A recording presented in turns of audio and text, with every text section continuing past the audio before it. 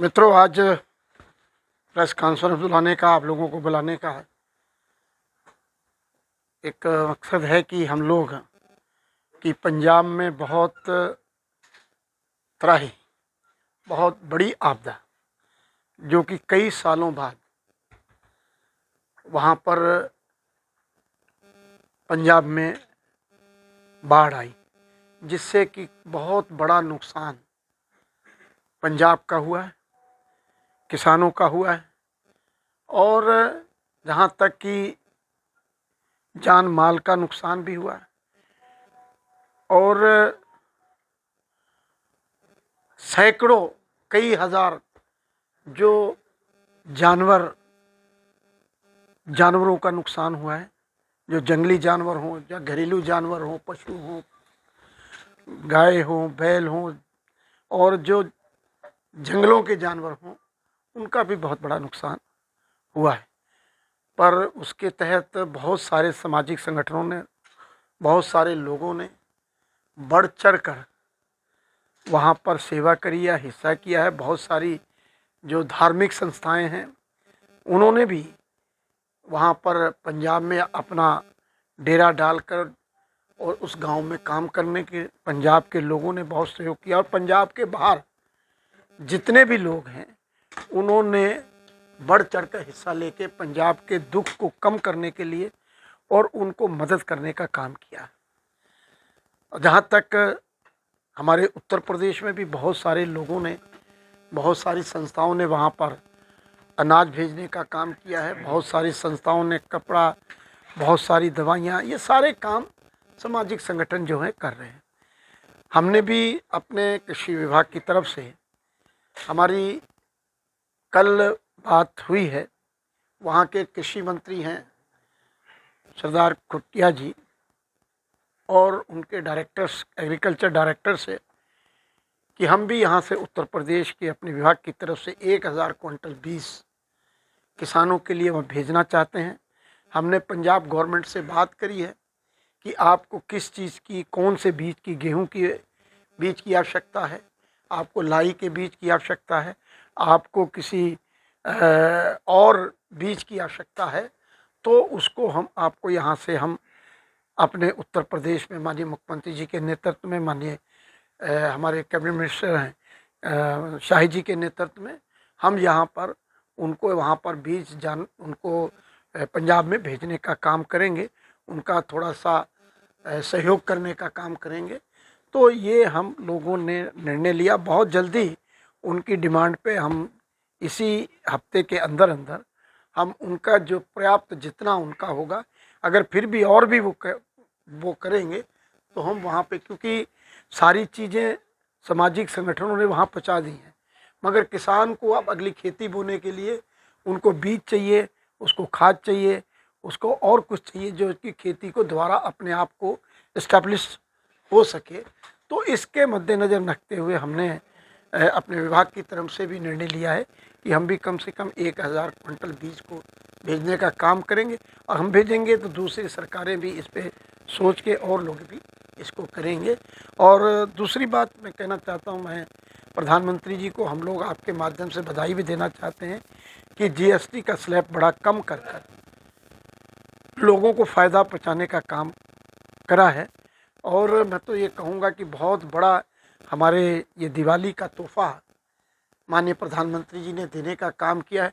लोगों की मांग थी, लोगों की इच्छा थी, लोगों का एक वो था कि भाई किसी तरीके से, मगर उसकी भावनाओं को मानते हुए माननीय प्रधानमंत्री जी ने जीएसटी को कम करने का काम किया है। और विदेशी को त्याग कर स्वदेशी को उसको अपनाने का भी काम जोरों पे कर रहा, जिससे कि हमारे जो छोटे छोटे धंधे हैं, छोटे छोटे रोजगार करते हैं, उनको इस जीएसटी का स्लैब कम करके देने का, उनको लाभ पहुँचाने का, अपना यहाँ पे छोटे मोटे जो उद्योग हैं उनको खड़ा करने का माननीय प्रधानमंत्री जी ने ये काम किया है। हम लोग उस पर बधाई देते हैं। प्रकरण में आपका नाम आ रहा है, क्या कहना चाहेंगे? आपके क्षेत्र का है। देखिए, मैंने आज जो प्रेस है वो मैंने पंजाब की आपदा पे और पंजाब के बीज भेजने का जो काम है उस पर करी है। बाकी मैं एक लाइन में बता देता हूँ कि आज प्रेस सिर्फ इस विषय पे थी, मगर मैंने पहले भी कह रखा है कि मैं गुरु घर को मानने वाला आदमी हूँ। मैं कहीं भी गुरु घर में कोई विवाद में कोई इंटरफेयर नहीं करता। मैं वाहिगुरु से प्रार्थना करता हूँ कि इसको बैठ के या जो कोर्ट की प्रक्रिया है जो भी है उसको बैठ के उसको संभालना। आपके द्वारा मध्यस्थता नहीं की गई, जबकि कर लेते तो शायद ये विवाद नहीं। मैंने मध्यस्थता पहले करी थी, मगर वो सफल नहीं हुई, तो उसके बाद ही ये विवाद आगे से बढ़ता गया। मंत्री जी, अपर्णा यादव की मां अम्बी बिष्ट के खिलाफ मुकदमा कायम हुआ है, क्या नजरिया है इस पर आपका? ऐसा मैं आपको कह रहा हूँ ना, मुकदमा दर्ज होते उसकी जांच होती, सही होती है तो ठीक, गलत होती है तो देखो, मुकदमा होना एक अलग विषय है, उसकी जांच होना अलग विषय है। अगर जांच में वो दोषी पाए जाएंगे तो उसके खिलाफ होगा। मंत्री जी, भीम आर्मी चीफ चंद्रशेखर आजाद रामभद्राचार्य जी के लिए कह रहे हैं कि इन्होंने पिछले जन्म में कुछ बुरे काम किए होंगे, इसलिए आंखें नहीं मिली। देखिए, मैं उन्हें एक सलाह देना चाहता हूं कि ऐसे महान पुरुष के लिए ये शब्द नहीं यूज़ करने चाहिए। वो बहुत ज्ञानी हैं और बहुत उनमें शक्ति है कि लोग, दुनिया उनको मान रही है। ये तो किसी के ऊपर नहीं होना चाहिए कि भाई ये कुदरती भगवान की उनका नेतृत्व ना होने पे भी उनका पूरा दृष्टि पे देखने का काम है। मंत्री जी, हाँ जी, उन्होंने ही दलितों को नीच और दलित कहते कहा है। नहीं मैं आप ऐसा नहीं है। देखिए, किसी के ऐसी टिप्पणी, कोई भी व्यक्ति हो जो धार्मिक गुरु हो, किसी भी पंथ का हो, किसी भी समाज का हो, किसी भी जात का हो, और जो पूरा गुरु जिसको कहते हैं उसके ऊपर कभी भी किसी को टिप्पणी नहीं करनी। मंत्री जी, आजम खान का आरोप है कि सरकार के कुछ नेता हैं वो उनको जेल से निकलने नहीं दे रहे हैं, सारे मुकदमे मुकम्मल हो चुके हैं, उसमें वो बरी हो चुके हैं, क्या कहेंगे? भाई, मेरा कहने मतलब है कि अगर वो बरी हो गए हैं तो निकलेंगे। अगर अभी बरी कुछ दिक्कत है तभी तो नहीं निकल रहे। नहीं, सरकार पर एलिगेशन लगाया, नहीं, सरकार पे की तो ये देखो, सरकार का इसमें कोई इन्वॉल्वमेंट नहीं है। देखिए, ये कानूनी प्रक्रिया है। ये जो कानूनी प्रक्रिया में जो जुडिशली या ये जो अदालतें हैं जो तय करती हैं उसी पे चलना होता है, तो सरकार का इसमें कोई। पंजाब को किस तरह बीज और खाद भेजा जा रहा है कि वो बाहर आ रहे हैं, तो लगता है 2027 में हाँ, कुछ ऐसा देखने को मिलेगा। क्या आजम खान जिस तरीके से एक उम्मीद जताई जा रही है कि वो रिहा होगा, बाहर आ रहे हैं, तो 2027 का चुनाव भी है, तो कुछ ऐसा देखने को मिलेगा आजम खान? आजम खान तो पहले भी हर चुनाव में रहे, मगर भारतीय जनता पार्टी पे कोई फर्क पड़ने वाला नहीं है। चुनाव में तो वो 17 का चुनाव, उससे पहले भी लगातार उनका चुनाव लड़ने का इतिहास रहा है, और हाँ, तभी जीता है। तो ये तो चुनाव अपनी अपनी जगह है। चुनाव अपने पार्टी की नीतियों पे और अपने संगठन पे, इन पे चुनाव जीता जाता है। आज आपने देखा 14 हम लोग जीते हैं, पार्लियामेंट 19 जीते हैं, हमने ये 24 जीते हैं माननीय प्रधानमंत्री जी के नेतृत्व में। माननीय योगी जी के नेतृत्व में उत्तर प्रदेश 17 भी जीते हैं, 22 भी जीतेंगे और 27 भी जीतेंगे। वोट चोरी मुद्दा लेके जो चल रहा है उसको लेके क्या कहेंगे? देखिए, मुझे राहुल पे बहुत तरस आता है कि वो बोलते क्या और कहना क्या चाहते हैं और बोलते क्या। अरे भाई, वोट तो ईवीएम मशीन पे पड़ता है, ये अब बैलेट पे तो पड़ता नहीं कि जो वोट चोरी हो जाए।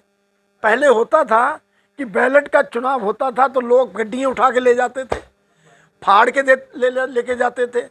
आज तो मशीन का इलेक्ट्रॉनिक युग है, और उस पर वोट जो आपने जिस भी आप जिसको वोट देना चाहे उसका आपने बटन दबाया तो उसका वोट अपने उसकी पार्टी के खाते में चला गया। यहाँ चोरी का कोई मतलब नहीं। राहुल गांधी का एक बयान बहुत तेजी से वायरल हो रहा है, वोट चोर गद्दी छोड़। क्या वोट छोड़ गद्दी छोड़, उनका एक मिशन चल रहा है, वोट छोड़ गद्दी छोड़। बहुत तेजी के साथ सोशल मीडिया पे वायरल हो रहा है, इन पर क्या कोई मुद्दा नहीं बचा कुछ? देखिए, मुझे नहीं कहना चाहिए, चाहे राहुल जी हों चाहे अखिलेश जी हों, ये इनके पास कोई मुद्दा नहीं है। और माननीय प्रधानमंत्री श्री नरेंद्र मोदी जी ने और माननीय योगी आदित्यनाथ जी ने कोई मुद्दा जो इनके लिए कुछ छोड़ा नहीं है कि जो जन कल्याण के काम ना किए। हम लोग धरातल पे काम करने वाले हैं। हम जो अखीरले पायदान पे बैठा है उसके ऊपर काम करने वाले हैं। और हर तरह की सहूलतें, चाहे कोई वर्ग हो, चाहे किसान हो, व्यापारी हो, नौजवान हो, मजदूर हो, जो भी जो वर्ग है उनको सबको हम जोड़ के और उनके अच्छे भविष्य के लिए काम कर। पार्टी में अंदरूनी जो नाराजगी है उसको दूर करके 2027 का चुनाव किस तरीके से लड़ाया जाए? कहाँ पे अंदरूनी लड़ाई है? आपस में पार्टी में ना अंदरूनी है। नहीं, कहाँ पे लड़ाई है? अंदरूनी कल है, कहाँ पे मैं कह रहा हूँ? कार्यकर्ताओं में, नेताओं में। अरे मैं आपसे पूछा, आप ये तो बताओ ना भी कहाँ पे है? कार्यकर्ताओं में कार्यकर्ता एकजुट है। कार्यकर्ता भारतीय जनता पार्टी का पूरा 5 साल काम करता है। पार्टी के 5 साल कार्यक्रम चलते हैं और कार्यकर्ता के दम पर पार्टी आगे 27 का भी चुनाव जीतने वाली है।